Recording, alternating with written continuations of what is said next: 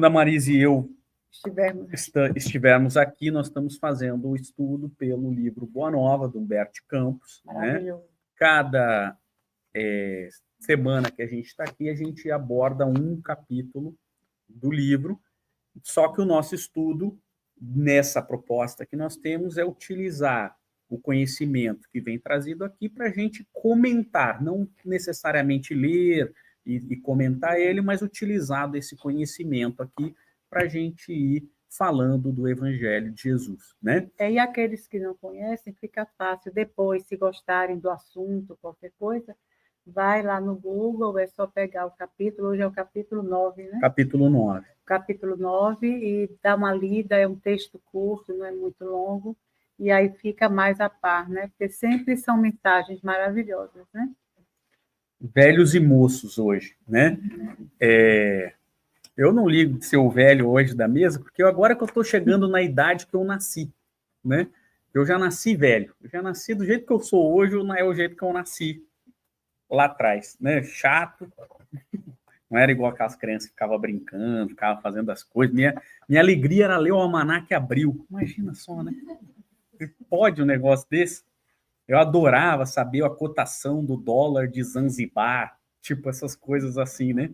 Mas, enfim. Eu li a enciclopédia. Enciclopédia, não é uma coisa assim deliciosa, né? Hoje a gente tem acesso... Meu pai tinha muitas enciclopédias. Hoje a gente tem acesso ao conhecimento e tão fácil, e a gente às vezes perde essa oportunidade, né?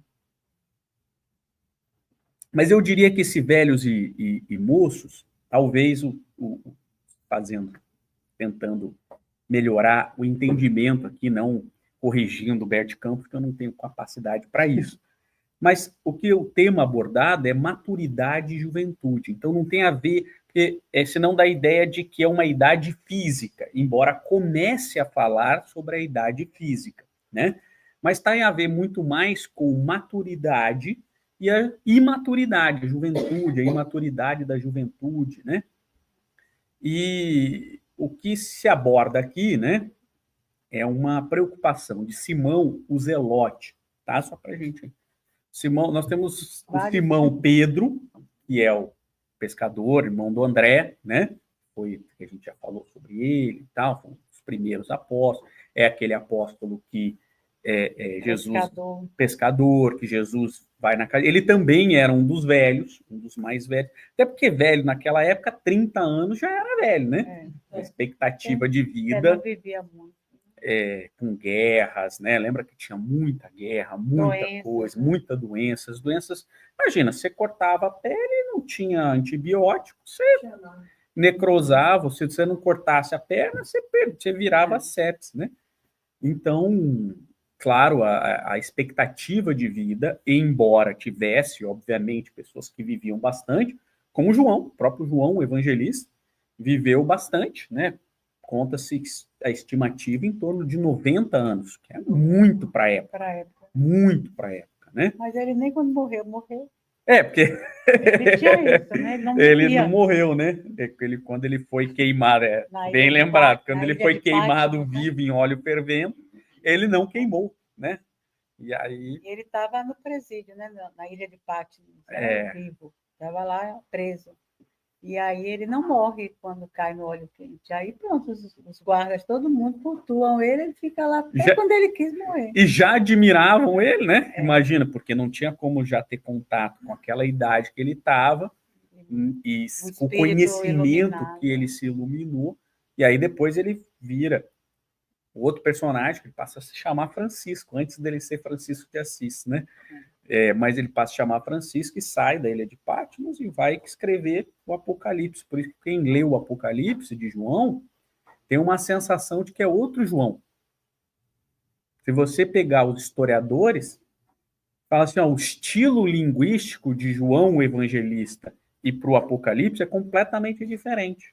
E é mesmo. Primeiro porque já não era o mesmo João, né, que já tinha sido...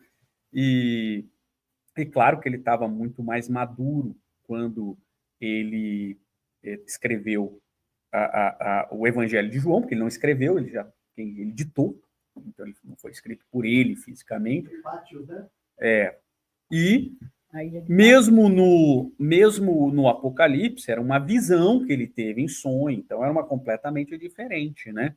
Então, como o Chico, por exemplo, que ao psicografar os livros, você identifica estilos linguísticos completamente diferentes, né? Completamente diferentes. Então, mas enfim, e aqui a discussão aqui é o Simão o Zelote, né? Só para a gente lembrar quem é os Zelotes. Os Zelotes, eles eram os terroristas da época. Tá? Os Zelotes, o grande Zelote que todo mundo conhece é o, além do Simão, né? O mais famoso deles é o Barrabás, né? Barrabás. E os Zelotes, eles, o problema ali era que, claro, o Império Romano ocupava aquela região, que foi dado o nome pelos romanos de Palestina, né? E aí eles nomeavam governantes da Palestina, né? Você tinha um governante romano e você tinha um governante local, né? E existe toda uma complexidade ali nisso, porque se a gente for pegar, nem sempre os governantes eles eram de fato judeus, não eram hebreus. Então isso já causava um problema. Isso já causava um problema. E fora que tinha a cultura da época que viria o Messias para liberar o povo escolhido do jugo dos romanos, obviamente, que pregavam uma fé completamente diferente dos hebreus. Para começar, no seu princípio fundamental, que você não podia dar nome a Deus, dar rosto a Deus, dar Deus é um ser acima dessa nomenclatura, né? Porque senão a gente limita a característica de Deus. E os romanos pegaram e nomearam César um deus, né? Botaram a imagem dele na moeda, né? E então já confrontava expressamente. Então os zelotes, eles acreditavam que a libertação seria através da força, através da violência. Eles eram conhecidos, como não tinha arma de fogo naquele tempo, então eles cometiam, a pólvora já existia, mas não era utilizada ali no Ocidente, né? Embora ele seja parte quase Oriente, né? Muito mais na China e tudo mais para lá. Mas a forma deles atuarem de maneira terrorista é que eles utilizavam uma adaga e matavam, assassinavam em praça pública as pessoas. Então eles cometiam isso. E Simão, o Zelote, é porque ele era desse grupo. Ele era desse grupo dos Zelotes e sai, né? Aliás, tem um episódio muito bonito do The Chosen, para quem quiser ver, bem parecido com a realidade, sobre o Simão o Zelote. Claro que há uma liberdade artística sempre que a gente tem que entender que o The Chosen, ele capta um pedaço que nós temos do Novo Testamento ou do Velho Testamento, mas normal, sobretudo do Novo Testamento, os Atos dos Apóstolos e tal, e cria uma história por trás daquilo, porque nem tudo ali está contado, né? Então, esses zelotes eram famosos por causa disso e eram perseguidos, né, naturalmente. Então, porque eles eram violentos e óbvio que os romanos não deixavam barato, né? Porque mais violento que os romanos também não tinha, né? Os romanos também eram tanto que ao escolherem Barrabás ao invés de Jesus, isso culmina em toda uma questão histórica, né? Que leva 40 anos depois o Império Romano destrói Tito, o imperador, destrói Jerusalém pela segunda vez. Não ele segunda vez, né? Porque antes foram os babilônios que fizeram isso, mas destruíram literalmente, não sobrou nada no ano 70 depois de Cristo. Foi o preço por ter escolhido um zelote ao invés do Messias, né? Porque eles acreditavam que ao escolher Barrabás lideraria um grupo de terroristas que iam contra, e de fato foi o que aconteceu.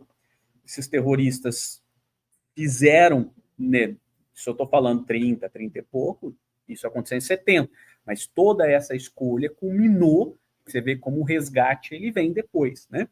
Só para entender um pouquinho do contexto aqui dos zelotes, o que eram os zelotes, por que eles eram perseguidos e por que eles não eram aceitos, né? Mesmo pelos judeus, porque eles não assassinavam só romanos, eles assassinavam qualquer um que eles entendiam que era contra essa revolução armada deles, né? E essa é uma prova que a violência nunca resolveu problema nenhum. Aliás, sempre resolveu, né? Na verdade, faço uma correção. A violência sempre resolveu o problema de forma rápida e ineficaz. Esse é o problema. A gente acha que ao utilizar a violência, isso é um aprendizado. Esse é um aprendizado que a gente tem que ter da história, porque tudo isso a gente pode tirar. Muitas vezes, quando somos violentos com os nossos filhos, né, ou quando ela resolve de forma rápida e ineficaz, né? Por isso que Cristo, ele fez uma proposta completamente diferente. E era por isso que ele foi traído por Judas Iscariotes. Por que ele foi traído? Porque Judas achava que ele era muito manso. Ele não concordava com a mansuetude de Jesus. Mas Jesus veio nos ensinar que a mansuetude, a paz, ela resolve o problema de forma lenta, mas para sempre. De maneira eficaz. Ele é o inverso da violência. Então, a paz, a forma de convencimento, ela vai resolver. Isso tem muito a ver com tudo isso aqui, a maturidade, né? E tem a ver com esse texto aqui. Então, o Simão Zelote era um dos apóstolos mais velhos. Lembra que quando Jesus seleciona os seus discípulos, ele faz uma diversidade, né? Então, existe de várias categorias ali. Inclusive, um que era um assassino, né? Se ele não for um assassino, ele era do grupo dos que apoiavam o assassino, né? Assassinos é uma palavra que não tinha na época de Jesus, né? Ela vem depois dos rachachins, que eram um grupo de mercenários contratados para assassinar, daí que vem os rachachins, que vem de assassino depois, né? Mas a gente falando nesse tempo assim, né? Então você vê como Jesus ele vai resgatando todas as almas, porque não importa onde a gente estiver naquele espectro de vício, ele nos mostra que todo vício pode ser recuperado, né? Então ele seleciona, e aí Simão, o Zelote, por ser um dos mais velhos, né, sofria um certo bullying, vou colocar na expressão nova, dos mais novos, né? Então, João,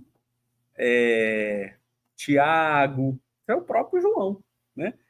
E eles ficavam falando, olha, o que você... Porque, imagina, eles ainda tinham a ideia de que Jesus ia implantar um reino de Deus na Terra, e era um reino físico. Eles demoraram muito tempo para entender que não era um reino físico. Porque, imagina, eles estavam há 3.000 anos esperando, e 3.000 anos com o Velho Testamento, mas menos tempo do que isso, 400, 500 anos, esperando um novo rei Davi, né? Em que pese muitas pessoas, historiadores, há pouco tempo atrás achavam que Davi nem tinha existido, hoje já tem comprovação arqueológica da existência de Davi, né? E do governo dele e tudo mais. Quem quiser ler sobre Jerusalém, o livro que eu recomendo é Jerusalém, uma história do Montefiore, a biografia de Jerusalém inteira, de todo o período que tem lá, desse tamanho o livro, assim, mas é muito legal. E aí lá passa toda a história, todo mundo que governou, tudo que se tem de achado arqueológico, tudo que aconteceu. Ou se você quiser saber com detalhes como que Tito destruiu Jerusalém em 70, por que ele fez isso, está tudo descrito nesse livro sob o ponto de vista histórico, né? Mas o fato é que aqui a gente tem uma situação e que falava, puxa, como que a gente vai implementar o reino de Deus sem energia? Né? Puxa, a gente precisa de sangue novo, gente que vai conseguir correr por aí, pregar, não sei o que lá. A pessoa é velha, o que ela vai poder ajudar?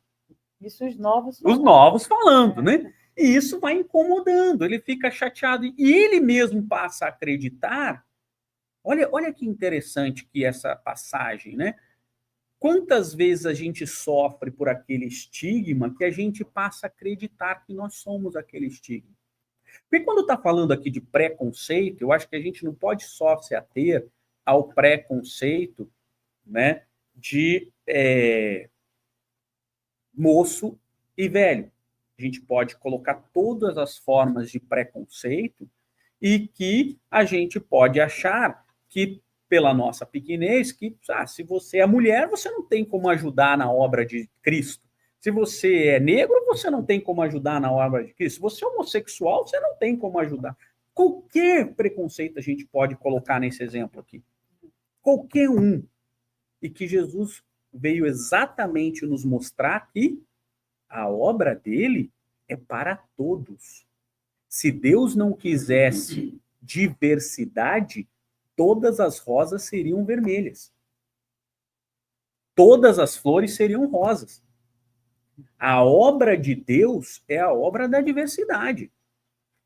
A construção do reino de Deus é a construção, não é para todo mundo ficar igual.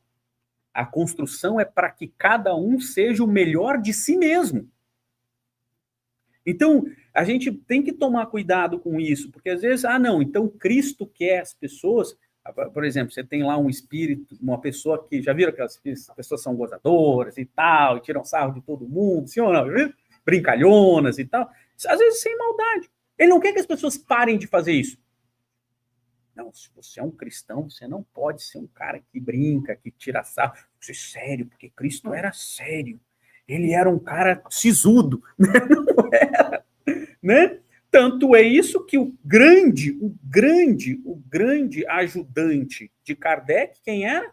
Como espírito? Zéfiro. Zéfiro é um espírito, se você lê em Obras Póstumas, Zéfiro ele era um cara brincalhão. Ele era um espírito assim, não era brincalhão no sentido negativo, zombeteiro, como a gente tem lá no conceito, né? Espíritos zombeteiros, estão tirando sarro. Não é, mas ele era um espírito alegre, brincalhão, que tirava. E se você olhar Zéfiro falando com Kardec, já vou lembrar a passagem, acho que é na imitação do Evangelho, ou o apóstolo. Bom, já vou lembrar qual. Lá em Obras Póstumas, ele fala assim: companheiro de antanho, companheiro de longo tempo. Nós que estávamos na fileira de Cristo há longo tempo. Ele que dá um nome para Kardec, ele fala assim, desde quando nós éramos druidas lá, e nós estávamos ali trabalhando para Cristo. Você fala, mas os druidas não é antes de Cristo? Depende. Aí a gente tem que ler uma obra chamada Depois da Morte, de Leon Denis. E aí Leon Denis vai explicar a religião por trás das religiões, desde o Egito Antigo. Do Egito, todo o cristianismo já estava na base de todas essas escolas religiosas para trazer aquilo que Cristo trouxe. É a religião por trás das religiões. Mas isso não era passado por povo. Então, quando a gente olha para o Egito, a gente não consegue ver a profundidade do que era, porque aquilo era o que era passado para o povo. Só os iniciados nessas escolas religiosas tinham, de fato, o conhecimento dessa. Isso fica muito claro, por exemplo, no último livro de Leon Denis, que, aliás, é um livro muito interessante, que tem a psicografia de Kardec. Kardec já estava falecido, né? E ele psicografa, chama-se O Gênio Céltico. O Gênio Céltico. Então, lá você vai ver o quanto... Kardec também aborda isso na Revista Espírita, o quanto há um comparativo entre o espiritismo e as filosofias célticas e tudo mais. Por quê? Porque é a religião por trás das religiões. Tá? Então, o grande ponto aqui, voltando aqui ao momento que a gente estava, né? Nós estamos numa obra de diversidade, e nessa obra de diversidade, todos serão aceitos para sermos o melhor de nós mesmos. Não é para todo mundo ser igual. É para a gente ser o melhor de nós, com as nossas características, com as nossas formas de... Então, vai ter um falador lá para trabalhando, vai ter um falador também, mas em vez de ele falar bobagem, ele vai falar coisa mesmo. É a diversidade, a gente é a diversidade. Tem de tudo, né?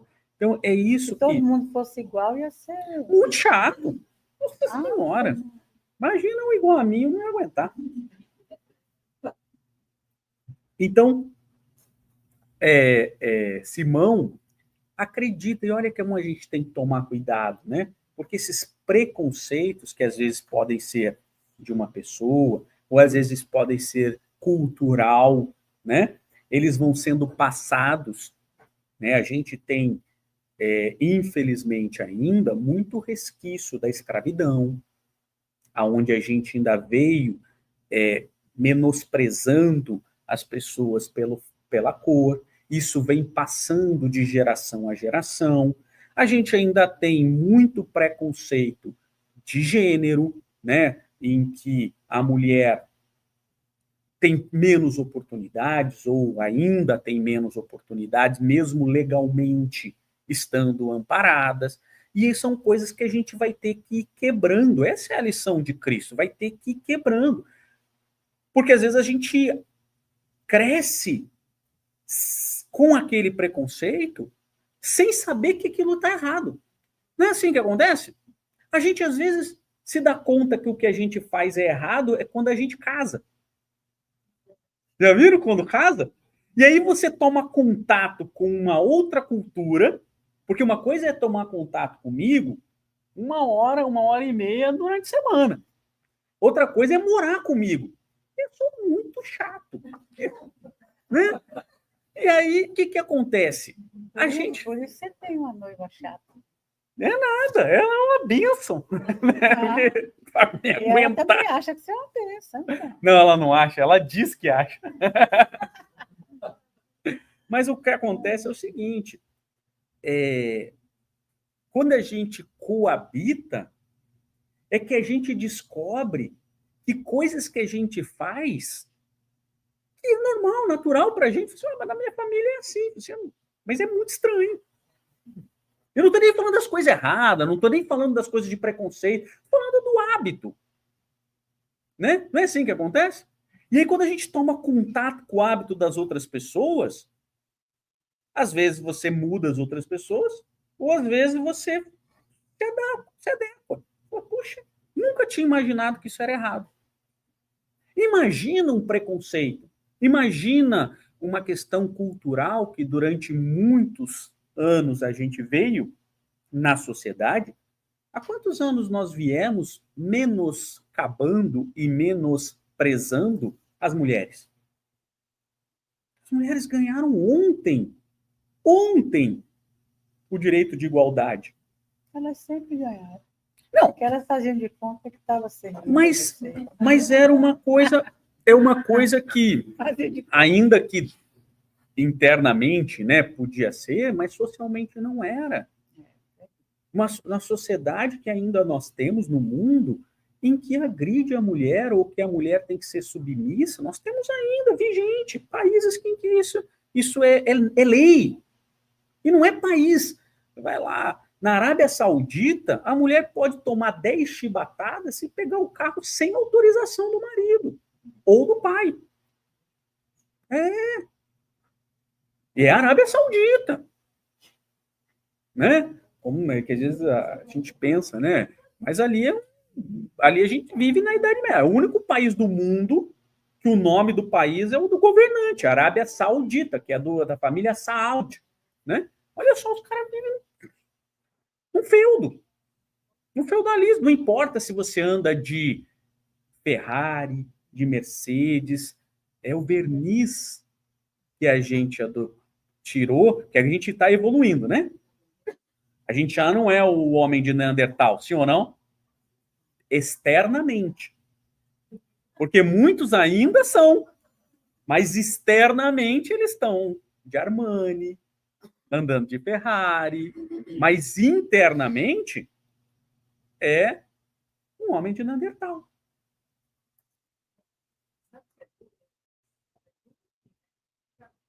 Você conversar com algumas mulheres, então, dessas e elas acharam. Mas é aqui, ó. É exatamente a lição. Mas não é um tempo. É o tempo. Foi o que Jesus falou.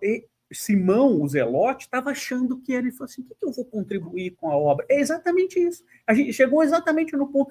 A gente vem eivado de preconceitos sociais, culturais e tudo mais, que a gente só descobre que aquilo é errado quando toma contato com o outro, mas primeiro a gente faz na negação, né? Você aperta a pasta de uma coisa assim, você aperta a pasta de dente no meio, aí o que eu respondo? A pasta é minha, a casa é minha, eu aperto onde eu quiser. Sim. E nós eu respondo assim. Não, é que eu só tenho a minha, né? Mas em casa eu tenho a minha igual que tem a dele. E assim, e é claro que é uma brincadeira, né? Óbvio que aperta, não, é porque a dele é uma, a minha.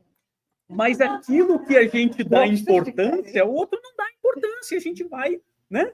Eu tô falando uma coisa assim, pasta de dente. Mas às vezes a gente nasce numa família em que veio enraigado esse preconceito, essa submissão, essas necessidades, é muito difícil quebrar numa única encarnação. E aqui foi o que Simão falou. Ele foi falar com Jesus triste, porque ele já estava acreditando que ele, como velho, não tinha o que contribuir. Se, poxa, você me selecionou para quê? Né? Como é que eu vou contribuir se tem que pegar, né? Se já pensou se tiver que pegar em armas, né? Porque era isso que eles imaginavam, né? O reino de Deus. Quem sabe tem que ser jovem, pegar em armas, tem que ser um cara ativo e tal, né?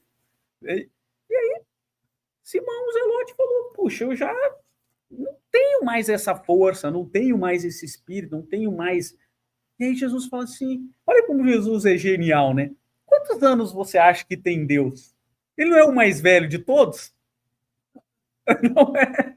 E aí ele fala assim, porque quebrou exatamente nessa. E aí ele falou, eu nunca tinha pensado nisso, né? Olha como Jesus ele utiliza daquele conhecimento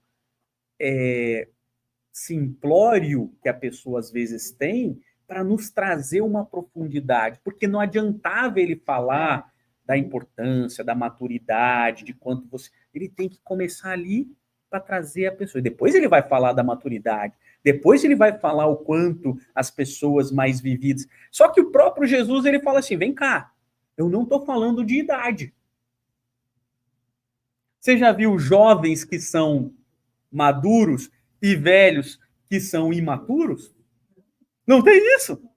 Então Jesus ele vai falando da idade de Deus, ele vai colocando da idade, ele vai falando da maturidade, mas daí depois ele fala assim: olha, eu não estou falando de idade. E aí ele desperta, vou ficar.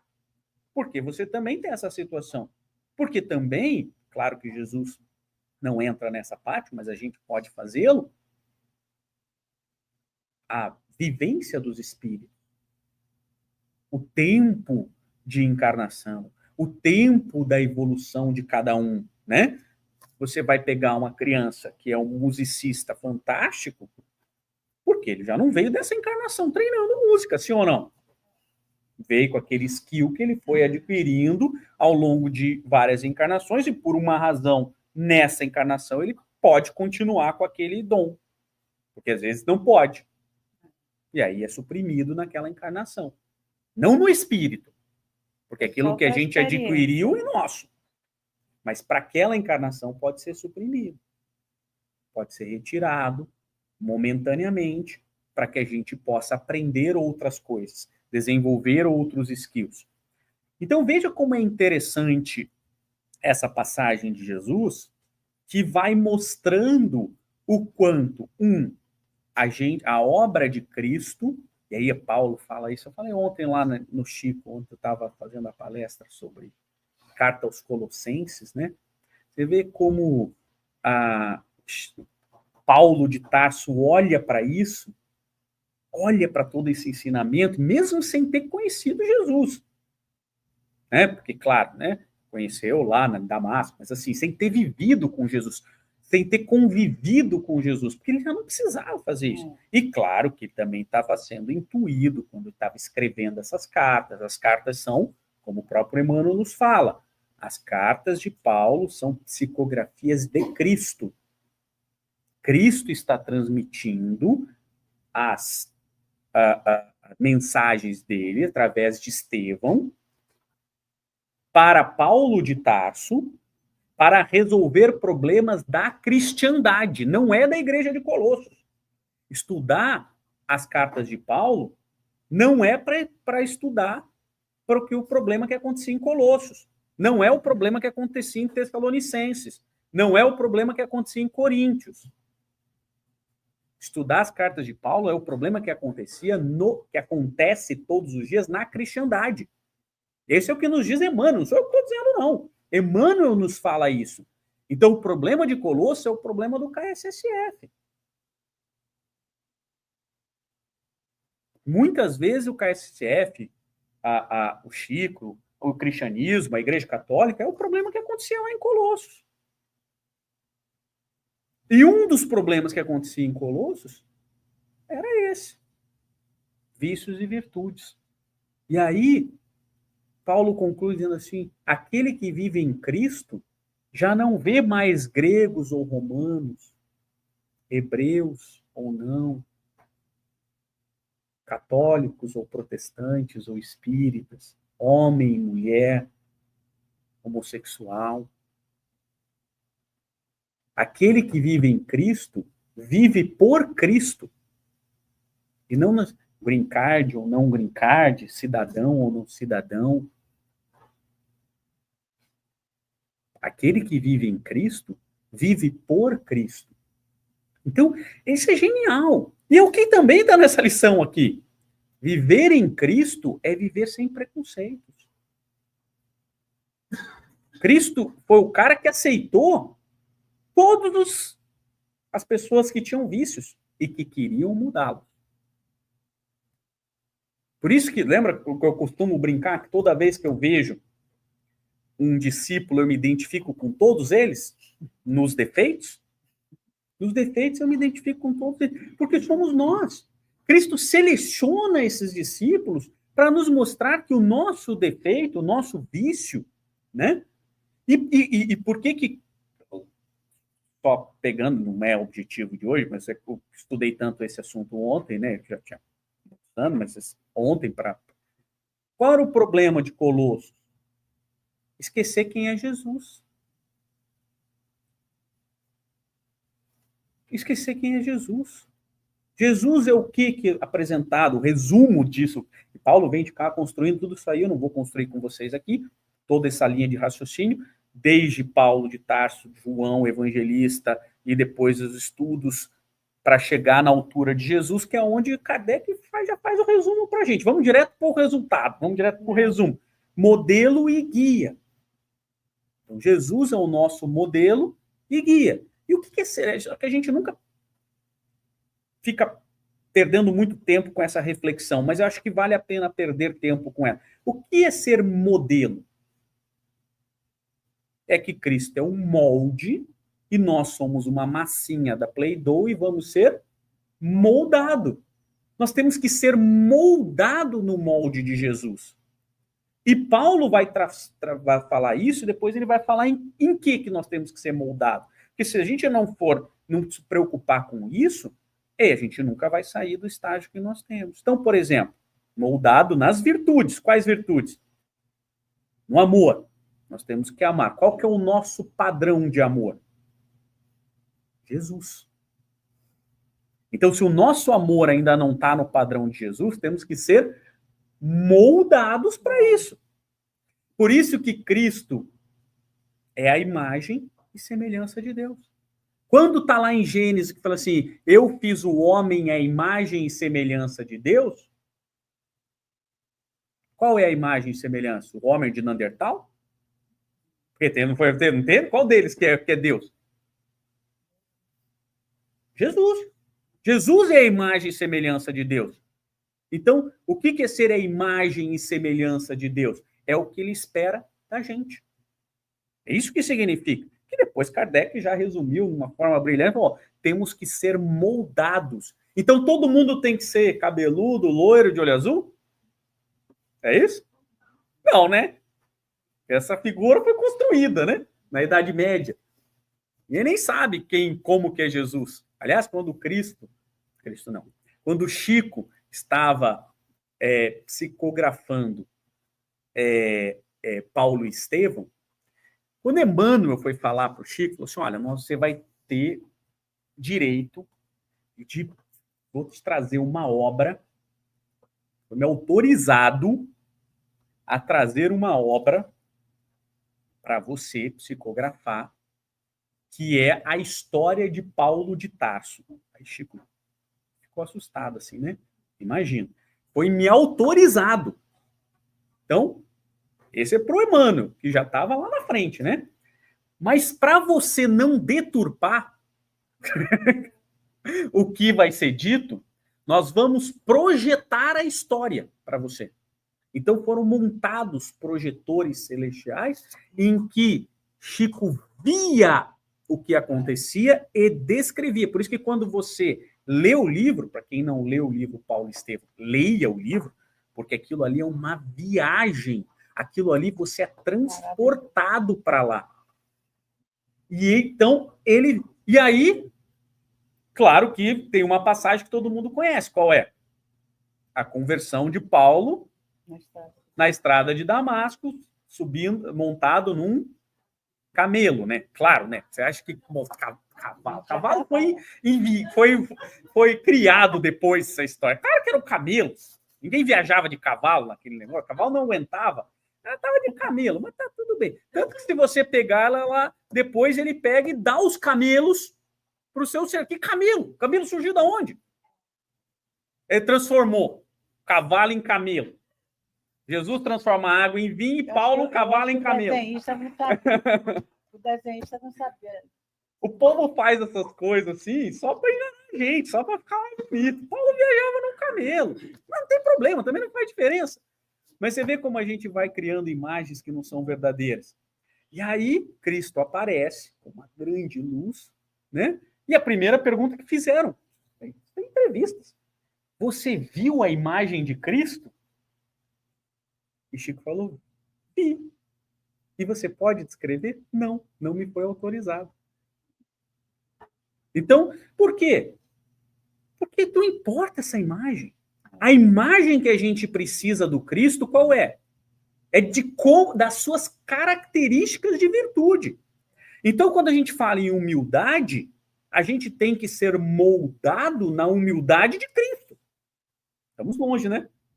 Você fala imagem e semelhança, o pessoal pensa que é assim, né? Imagem e semelhança. E aí, é tão parecido. E aí fica... Mas Deus criou o homem à sua imagem e semelhança, mas e a mulher não. Você vê como a interpretação, né? E você vê como a interpretação serve para deturpar. Porque a mulher é Deus. Provavelmente. Vai ver que é isso, né?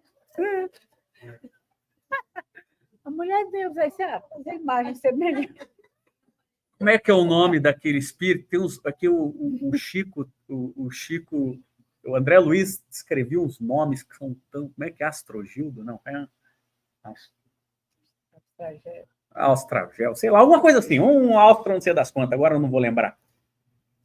Que foi fazer uma palestra em nosso lar e ele teve que se corporificar, porque embora ainda na Terra,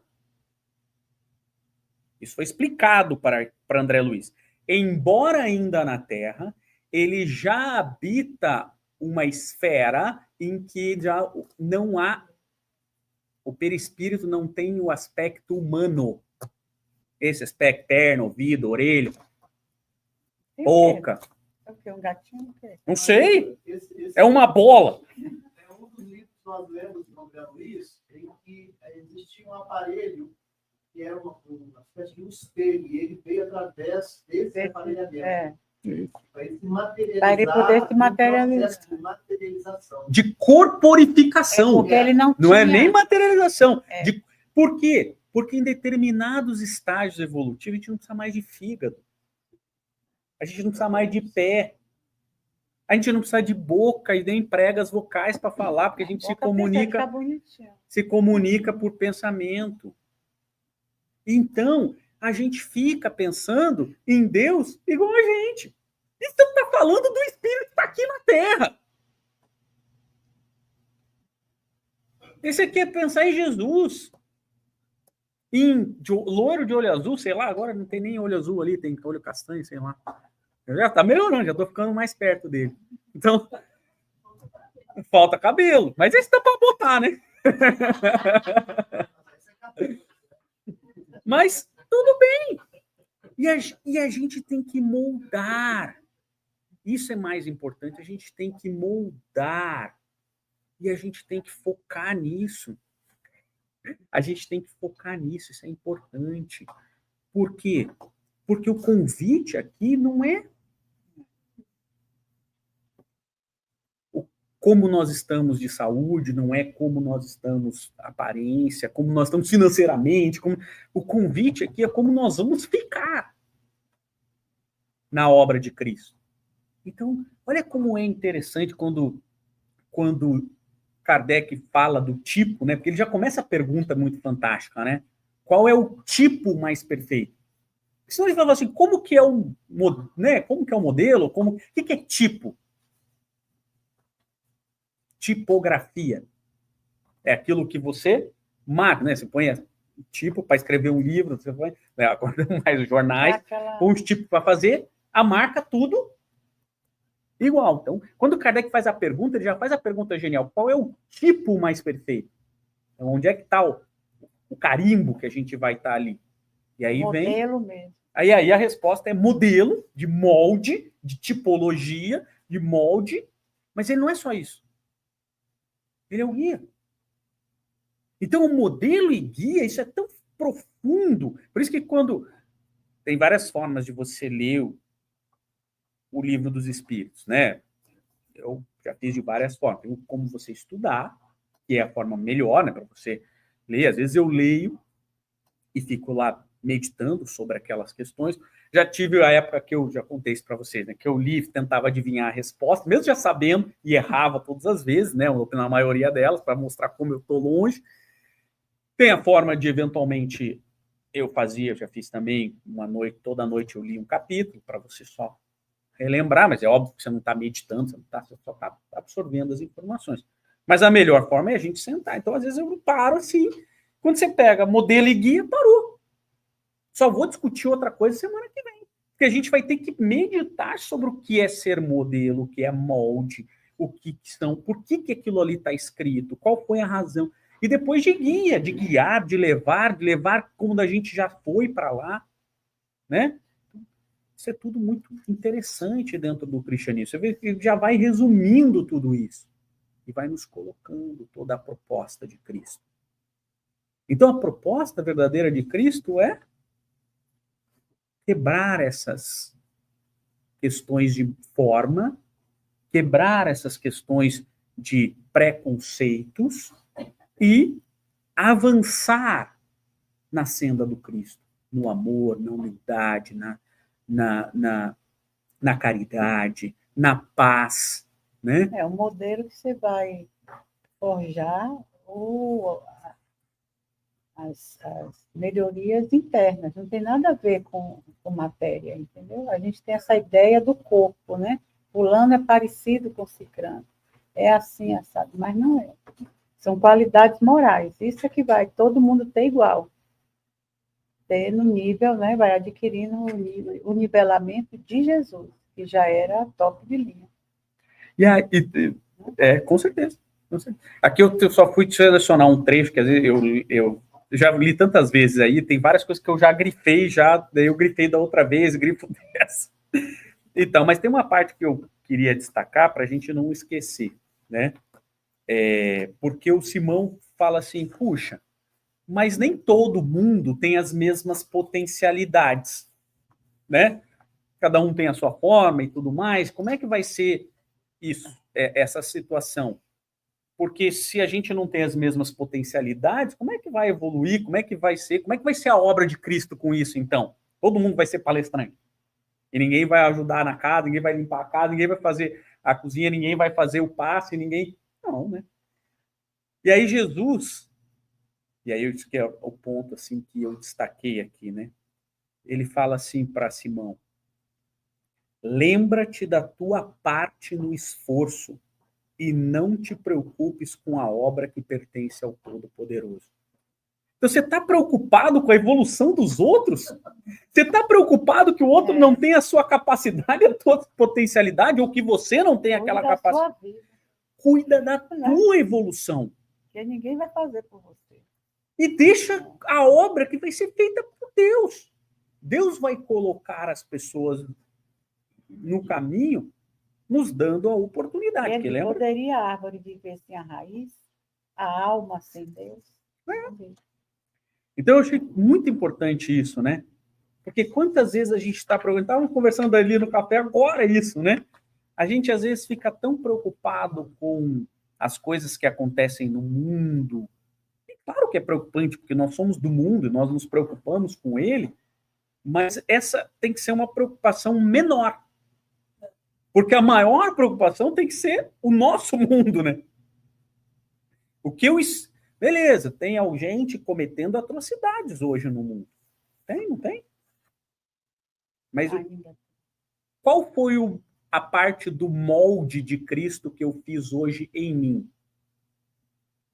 Porque o cristianismo não é uma pedra mágica ou uma varinha mágica que transforma o mundo em partes boas. Porque é assim que muitas escolas religiosas até hoje acreditam.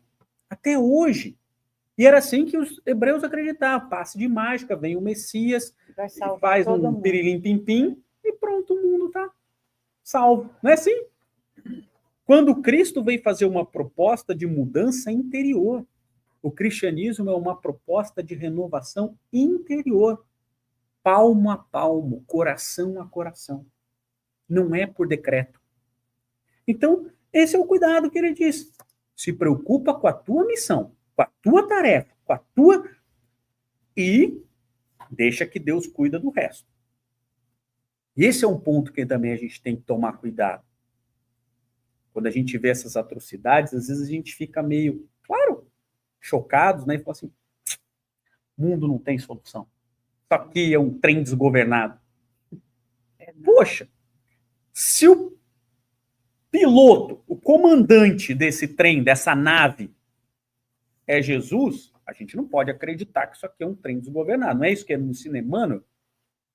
Emmanuel não ensina pra gente que Jesus é o governador do orbe, um espírito crístico que assumiu a missão de levar esse planeta para o processo evolutivo, e todos que habitam aqui, a gente não pode achar que isso aqui é uma nave desgovernada e que Cristo não está no comando. Foi tirar férias. Será que Cristo foi para Júpiter? Foi lá visitar os parentes no Sol, em outra galáxia? Porque parece que ele esqueceu. Às vezes a gente tem essa sensação, sim ou não? Mas é uma impressão nossa. Porque Cristo virou para Pedro, lá naquela passagem que está lá em Antologia Mediúnica do Natal, o Natal do Apóstolo, e lá no finalzinho do texto, depois que Pedro desencarnou, está lá e tal, e aí Cristo vai se retirando assim, e aí Pedro fala, onde é que você vai? Aí Jesus aponta para a terra e fala, enquanto tiver uma alma sofrendo, não me será lícito descansar. Essa é a promessa de Cristo. E aí Pedro fala, então eu também. E toda essa orbe de espíritos que vieram no transcorrer da história, trazendo o cristianismo, eles estão aqui nos ajudando e trabalhando com Cristo, porque enquanto tiver uma alma sofrendo, não lhe será lícito descansar. Isso é uma promessa, sim ou não? Uma coisa legal que ele falou também foi isso. Em verdade, Simão, ser moço ou velho no mundo não interessa. Antes de tudo, é preciso ser de Deus. Essa é a tarefa de todos nós. Ser homem, ser mulher, ser isso, ser aquilo, ter isso, ter aquilo, não interessa. O objetivo central é atingir aquela personalidade, aquele molde de que Jesus mostrou a gente. pareça o que eu faço e mais ainda. Então, isso é muito, né? É assim, eu acho que dá um estímulo bom, mesmo que você esteja sofrendo, mesmo que as coisas ainda não estejam todas dando certo, mas a gente vê o tempo todo uma luz no fim do túnel. Ou seja, a gente vive com esperança. Entre encarnação e sem encarnação, o espírito tem esperança. Ele não sabe se vai realizar, ele não sabe se está pronto, ele chuta o pau da barraca a maioria das vezes, né? Mas tem lá no íntimo a certeza. Hoje nós já temos essa certeza de que temos uma outra oportunidade e vamos tentar fazer melhor. Mas eu sempre penso assim, vamos fazer agora o que a gente puder, o que der para fazer. Não fiz hoje, amanhã, se pensar naquilo que não fez, tente de novo. Não deixe cair na caixinha dos esquecimentos, senão a bagagem daqui para lá vai ser pesada. Só se a gente for lembrando de algumas coisas, já vai quitando esses cartões, né? Vamos quitar esse, vamos quitar aqui. Isso é uma coisa importante. Agora, tem que pensar, porque a gente, senão, fica naquela época, como nós éramos, entregando, né? Está tudo nas mãos de Deus agora, eu não posso mais. Não tem, eu não posso mais.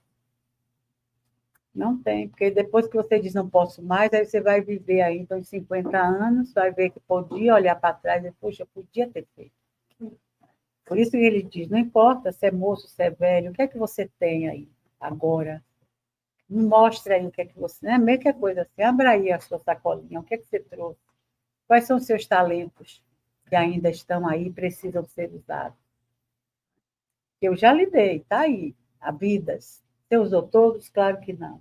Então, se agora está no desespero, comece a usar, abra a sacola e vamos para frente. Né? Agora, como nós estamos numa assembleia já de pessoas que já estão mais avançadas nesses estudos, a gente não pode... Eu pensei que era na idade, já estava até com... Eu já estava olhando só as meninas. Vai chamar de velho todo mundo agora, não é mais um. Né? Não é isso. Somos todos. Agora ele vai parar de ofender, ele vai ofender todo mundo já no final, já, né? Para ser linchado depois. E como nós estamos numa assembleia de que nós já caminhamos já bastante nessa compreensão do cristianismo, é importante que a gente reflita sobre a esperança e não volte aos primórdios do cristianismo, quando a gente ainda achava que estar com Cristo é estar imune às dores, né? Então isso é a primeira coisa que às vezes a gente, de vez em quando, a gente sabe que não é assim, mas de vez em quando a gente volta porque a gente conviveu muitas vezes nessas escolas religiosas, que é aqueles que estão com Cristo serão poupados. E não foi isso que ele falou. Não falou isso, né? Muito pelo contrário, ele falou exatamente o oposto. No mundo vocês terão aflições, mas tenham esperança, porque eu venci o mundo. O que é isso? Você vai ter dor. Vai vencer. Né? Vai ter dor, mas eu estou caminhando junto, né? Não vai ser fácil, vai ter momentos em que a gente vai passar por dificuldades, e todos nós passamos, e altos e baixos, né? E a gente não pode cair na ilusão da esperança, do entendimento equivocado, de ficar esperando. Eu gosto do Cortella, né? O Cortella tem uma definição interessante sobre essa esperança do verbo esperar e esperança do verbo esperançar, né? No sentido de agir, lutar, fazer, acreditar que vai passar, ou que mesmo que não passe, ser resiliente àquela dor. E esse é o problema do espiritismo, porque ele exige uma maturidade de nós que nem sempre a gente está disposto a ser. Não é? Às vezes dá vontade de deitar no colo e chorar. As obras trazem para nós essa certeza de que o espírito se eleva e vem cuidar dos que estão mais atrasados. Então, ninguém caminha só, nunca. Quer dizer, Jesus veio para também cuidar a humanidade toda, mas porque já tem outro cabedal de competência para fazer isso, junto com a assessoria de todos os espíritos. E cada um de nós, na sua pequenez, também tem as suas funções, né? Quando encarna, quando desencarna. Vai tendo. Cada um vai tendo as suas, né? Sim. O seu farmel, como ele disse aos apóstolos. Todos têm o que dar, todos podem fazer alguma coisa. Ainda ontem, preparando a palestra lá, né, e preparando várias coisas e tal, um dia muito pesado em vários aspectos, né? Um dia difícil para mim, né? Para minha caminhada, vários dias e tal, né? Mas, e aí, ontem um dia muito pesado, eu falei, bom, mas eu não tenho muita escolha, né? Porque a palestra está marcada, eu vou ter que ir, né? Eu vou ter que ir, fazer o quê, né? E aí, eu preparando, abri o Paulo Estevão e estava lá, e de repente uma passagem, né? Porque Paulo triste, chorando, aproveitando o silêncio lá da igreja, não tinha ninguém, ele cansado, triste, aflito, porque não sentia mais forças para continuar o trabalho dele. E aí ele entra em oração e pede, né, fala assim, olha, forças para continuar, porque, imagina, o trabalho de Paulo não foi fácil, né? Hoje é fácil, você vende carro, ar-condicionado, dá palestra no ar-condicionado, termina a palestra, mesmo que seja mais ou menos, o pessoal bate palma e tal, não sei o quê. Na época de Paulo, ele andava 100 quilômetros a pé, de sandália, que não era acolchoado, não era aqueles tênis e tal, não sei o quê, chegava, pregava, no meio lá do pessoal, quando ele começava a falar, terminava de pregar, o pessoal jogava pedra nele, aí cuspia, xingava, batia, aí ele saía, se recuperava, costurava que estava sangrando, ia buscar alguma coisa para comer no meio do mato, uma caverna para dormir, para no dia seguinte. Essa é a vida de Paulo, né? Imagina, ele fez uma vez, ele fez a segunda vez, e no meio do caminho ele estava triste, que ele não aguentava. Ele falou, que esforço que eu tenho para continuar, né? E aí Jesus aparece em pensamento para Paulo, mas e fala, continua o seu trabalho, porque eu estarei contigo. E quando ele falou isso para Paulo, ele falou para mim. Ele falou para mim, porque é isso que as obras são. Naquele momento, eu me senti um arrepio, como se Jesus estivesse falando aquilo para mim ontem. Para ele levantar. Para mim. Assim, olha, e esse é o único meio da gente passar pelas dificuldades. É continuar trabalhando. E ele falou, continua porque você jamais estará sozinho. Eu sempre estarei com você. Óbvio que não é comigo, mas ele falou isso para mim ontem. Porque as obras, elas nos são passadas para que sejam aplicadas nas nossas vidas. E é claro que Jesus está conosco. Claro que ele não vai aparecer para mim igual apareceu para Paulo, porque não precisa. Isso aparece para as meninas. Não precisa. Porque ele já apareceu nas nossas vidas. Ele já está conosco. E ele já disse, ele não está aqui agora. Tá ou não está? Mas eu não estou vendo. Ué, tem duas coisas. Ou Jesus é mentiroso, e aí você acredita que ele é mentiroso, ele é um traste, enganou todo mundo, ou você acredita que ele é verdadeiro e ele contou e está falando a verdade, sim ou não? Você só tem duas opções. Tem outra opção? Ok. Se Jesus falou, quando 2 ou mais estiverem reunidos em meu nome, eu lá estarei, é porque ele está aqui. Ou ele é mentiroso. Sim ou não? Agora, se a gente quer esperar infantil, que Jesus apareça, materialize e que fique ali só para que a gente acreditar na nossa fé aí na outra encarnação infantil, a gente não vai acreditar de novo. Infantil. É a nossa fé pueril. A fé é confiar que ele está aqui e que ele está conosco. Então esse é o ponto principal do cristianismo. Vai ter dor. Eu não sei como é, eu só sei que é assim. Exatamente, tá? É mais ou menos assim. É mais ou menos? Mas como? Não sei. Não sei, eu igual o Chicó lá do Só Assim. Só sei que é assim. É isso, né?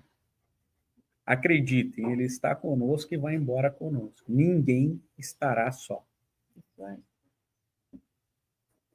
Alguma pergunta? Não, todo mundo. Não, senão a gente vai falar mais meia hora, né? Melhor não perguntar nada, né? Essa hora é melhor não perguntar. Acho interessante que você falou sobre Paulo, né? Porque Paulo foi muito mal interpretado nas suas andanças pelo mundo, né? E ele sofreu muito daquilo que ele fez também, né? Ele foi, na sua época, antes de conhecer o Cristo, ele aplicou o que ele recebeu, né? Ele era um perseguidor dos cristãos. Mas quando ele sofreu esse bullying, né? Queria chamar assim, né? Cuspido, apedrejado e tudo, ele teve uma pessoa que foi e o consolou, curou as feridas. Se não me engano, é Timóteo.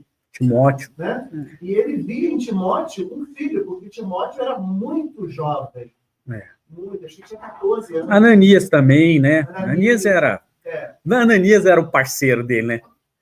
Era o parceiro. Era o cara que sustentava ali, muitas vezes, o Paulo de Tarso. Assim, né? Mas Timóteo era uma... Ele bancou a Coincidentemente, eu estava preparando uma palestra sobre a segunda carta a Timóteo. Só que daí mudaram o meu dia da palestra, vai ser outro dia. Mas a segunda carta a Timóteo era uma paixão. Paulo... Ele tinha Timóteo como filho. Era um filho, muito querido. Muito querido. Tanto que nessa segunda carta, que é bem no finalzinho da vida, vamos fazer o spoiler, né? Mas a carta está escrita lá, né? Não tem spoiler de coisa que tem 2000 anos, né? Então, mas está lá, assim, Paulo sozinho, né? Preso, já era a prisão que ele já ia para ser condenado. E triste, porque todo mundo tinha abandonado, só Lucas estava com ele. Ele fala isso na carta. E essa carta a Timóteo é um pedido para que ele fosse vê-lo antes de morrer, porque ele sabia que ele ia ser executado, né? Já estava no final, já era a segunda prisão. E ele pede com muito carinho que Timóteo fosse lá, porque ele era um filho, assim. Então, Timóteo, veja como... Timóteo foi? Não sabe, ninguém sabe, né? Ele foi ou não. Ninguém sabe, mas ele deve ter ido, né? Se puder. Se puder. Se Timóteo não foi ele, foi a Timóteo. Encarnado, né? E Timóteo fez um grande trabalho também. Era um seguidor de Paulo que fez um grande trabalho. E acho que essa lição acho que é a coisa mais importante do cristianismo. Antes da gente pregar o cristianismo, a gente é convidado a estabelecer laços de amor e amizade. Essa é a primeira lição do Evangelho. Assim, antes de você pregar Cristo, antes de sair, crie laços de amor e amizade, porque é eles que vão nos sustentar nos momentos difíceis. É lindo, né? Você imagina só, né? Se ele fosse apedrejado, né? E não tivesse um Timóteo ali para limpar as feridas dele. Lucas. O que seria dele? Né? Mas também Lucas, que era um consolo, né? Você um cuidado. Tem que ter. Provavelmente viu o próprio Cristo limpando as feridas dele. Né? É o que você falou, você teve essa intuição de continuar o trabalho, de estudo. Isso vai passando, vai passando. É o que o Evangelho faz com a gente. Exatamente. Passa essa mensagem, a gente vai na onda. E aí?